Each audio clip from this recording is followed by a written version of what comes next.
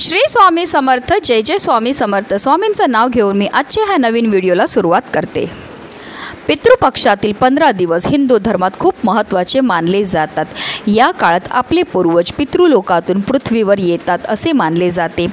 पितृपक्षात पितर आणि पूर्वजांच्या आत्म्याच्या शांती व तृप्तीसाठी श्राद्ध, पिंडदान व तर्पण असे धार्मिक विधी केले जातात।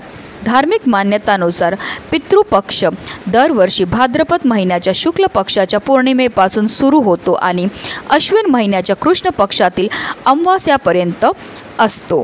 म्हणजेच पितृपक्ष किंवा श्राद्ध सुमारे 15 दिवस चालते।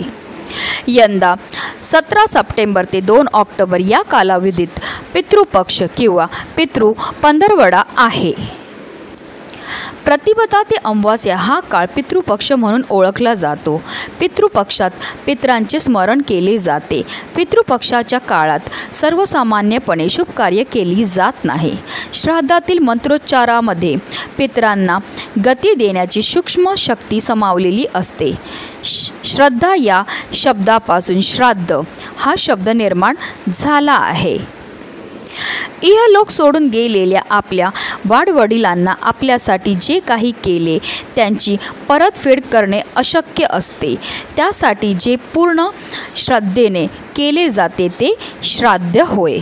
पूर्वजांमध्ये देवताप्रमाणे वरदान आणि शाप देण्याची क्षमता असते असा उल्लेख गरुड पुराण आणि कठोपनिषद यासारख्या ग्रंथात आढळून येतो। त्यामुळेच पूर्वजांना प्रसन्न ठेवण्यासाठी, कुटुंबातील सुख शांती समृद्धी कायम राहण्यासाठी आपल्याला आवर्जून पितृपक्षामध्ये आपल्या पितरांची पूजा, सेवा आणि त्यांच्या नावाने दान हे करायचं आहे। पितृपक्षात स्नानाला आणि दानाला विशेष महत्त्व हे दिलं जातं। जर तुम्हाला शक्य झालं तर आवर्जून पवित्र गंगेमध्ये जाऊन स्नान करा आणि यथाशक्तीप्रमाणे दान करा। पण हल्लीच्या धावपळीच्या जीवनामध्ये प्रत्येकालाच हे करणं शक्य नसतं। म्हणूनच आपल्याला घरच्या घरी आंघोळीच्या पाण्यामध्ये ह्या काही वस्तू टाकायच्यात आणि स्नान हे करायचं। हे स्नान केल्यामुळे प्रखरातला प्रखर पितृदोष नष्ट होणारच आहे, पण आपली 100% सर्व कामामध्ये आपल्याला यश हे मिळणार आहे। अतिशय महत्त्वाची अशी माहिती मी तुम्हाला या व्हिडिओमध्ये देणार आहे, तर व्हिडिओ पूर्ण पहा। आणि जर तुम्ही माझ्या चॅनलवर नवीन असतील तर चॅनलला सबस्क्राईब करा आणि शेजारी बेल आयकॉनसुद्धा प्रेस करा, जेणेकरून तुम्हाला माझ्या नवनवीन व्हिडिओचं नोटिफिकेशन हे मिळत राहील आणि तुम्ही एक पण व्हिडिओ मिस करणार नाही। पूर्वजांच्या सदोष कर्माची फळं त्यांच्या वंशजांना भोगावी लागतात। यालाच आपण पितृदोष म्हणतो। आपल्या जीवनात अनेक प्रकारचे दोष असतात, त्यापैकी एक म्हणजे पितृदोष। ज्या व्यक्तींचे पूर्वज सुखी नसतात त्यांच्या कुंडलीत हा दोष तयार होतो। दरवर्षी येणाऱ्या पितृपक्षात पितरांचे श्राद्ध न केल्याने, श्राद्धविधीत भाग न घेतल्याने आणि पितरांच्या आत्म्याच्या शांतीसाठी पूजा न केल्याने हा दोष प्रबळ होतो आणि सर्व प्रकारच्या समस्या आपल्या जीवनामध्ये निर्माण होतात। समस्या म्हणजे काय? तर समस्या म्हणजे घरामध्ये वारंवार आजारपण येतं, अचानक पैशाची टंचाई निर्माण होते, आलेला पैसा टिकून राहत नाही, आपली मुलं खूप शिकलेली आहेत पण त्यांना मनासारखी नोकरी मिळत नाही, आपल्या घरामध्ये अचानक भांडणं होतात, कलह होतो, आपल्या मुलांचा विवाह जुळण्यामध्ये समस्या येतात, संतान प्राप्तीमध्ये समस्या येतात। जर तुमच्यासुद्धा आयुष्यामध्ये अशा प्रकारच्या समस्या निर्माण होत असतील तर आवर्जून तुम्हाला ह्या पितृपक्षामध्ये आपल्या पितरांकरता सेवा, दान, धर्म हे करायचं आहे।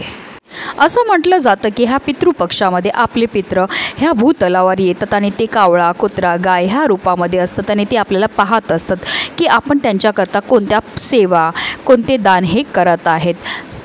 पितृपक्षाच्या काळामध्ये आपल्याला सूर्यदेवाला अर्घ हा अर्पण करायचा आहे। आपल्याला एक तांब्यावर पाणी घ्यायचं, त्यामध्ये थोडंसं गंगाजल टाकायचं, त्याचबरोबर थोडेसे काळे तिळ हे टाकायचे आणि सूर्याला अर्घ देताना ओम आदित्याय नमः किंवा ओम सूर्याय नमः या मंत्राचा जप करत करत जल हे अर्पण करायचं आहे।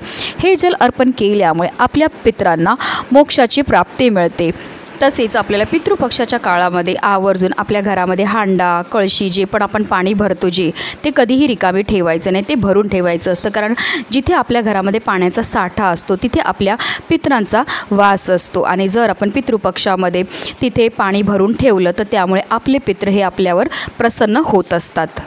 पितृपक्षात स्नानाला आणि दानाला विशेष महत्त्व हे दिलं जातं। जर तुम्हाला शक्य झालं तर आवर्जून पवित्र गंगेमध्ये जाऊन स्नान करा। स्नान केल्यानंतर तिथे तुम्हाला पिंडदान करायचं आहे। त्याचबरोबर आपल्या पूर्वजांच्या नावाने आपल्याला दान हे करायचं आहे। पण आता हल्लीच्या धावपळीच्या जीवनामध्ये प्रत्येकालाच तीर्थक्षेत्री जाऊन स्नान करणं शक्य नसतं आणि म्हणूनच आपल्याला घरच्या घरी आंघोळीच्या पाण्यामध्ये ह्या काही वस्तू टाकून स्नान ही करायची आहे।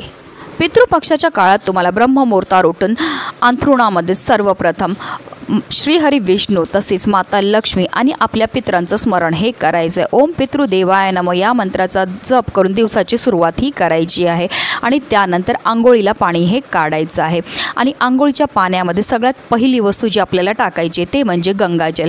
गंगाजल टाकून स्नान केल्यामुळे आपल्याकडनं झालेल्या कळत नकळत पापांपासून आपल्याला मुक्तता ही मिळत असते। तसेच आपल्याला तीर्थक्षेत्री स्नान केल्याचं पुण्यही प्राप्त होतं। आपल्या कुंडलीमध्ये असणारा प्रखरातला प्रखर पितृदोष ग्रहदोष सुद्धा दूर होण्यामध्ये मदतही मिळत असते। दुसरी वस्तू जी आपल्याला आंघोळीच्या पाण्यामध्ये दररोज टाकायचे पितृपक्षामध्ये ते म्हणजे काळे तीळ। काळे तीळ हे आपल्या पितरांना समर्पित असतात आणि जर आपण काळे तीळ टाकून स्नान केली तर त्यामुळे आपल्या जीवनामध्ये असणारी जेवढी पण नकारात्मकता एडा पिडा आहे करणी बाधा आहे शत्रू बाधा आहे प्रखरातला प्रखर पितृदोष असू दे ग्रह दोष असू दे ह्या सर्व दोषांपासून आपल्याला मुक्तता मिळण्यामध्ये मदतही मिळत असते। तर आपल्याला आंघोळीच्या पाण्यामध्ये ह्या 2 वस्तू टाकायच्यात आणि आपल्याला स्नानही करायचे। पण बऱ्याचदा लोक जे आहे चुकीच्या पद्धतीने स्नान करतात त्यामुळे सुद्धा त्यांना केलेल्या उपायाचं कोणतंही सुफळ प्राप्त होत नाही।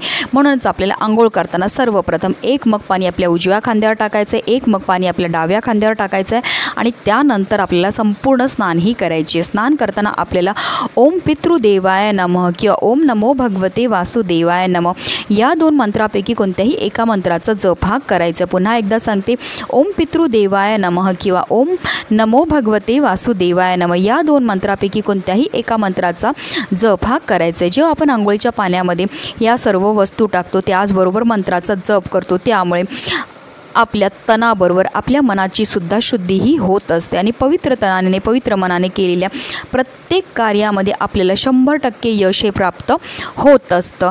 अतिशय प्रभावी असा हा उपाय जो आपल्याला पितृपक्षात दररोज करायचा आहे। म्हणूनच व्हिडिओ जास्तीत जास्त लोकांपर्यंत शेअर करा जेणेकरून प्रत्येकाच्या आयुष्याचं कल्याण हो हीच मनामध्ये इच्छा। श्री स्वामी समर्थ। जय जय स्वामी समर्थ।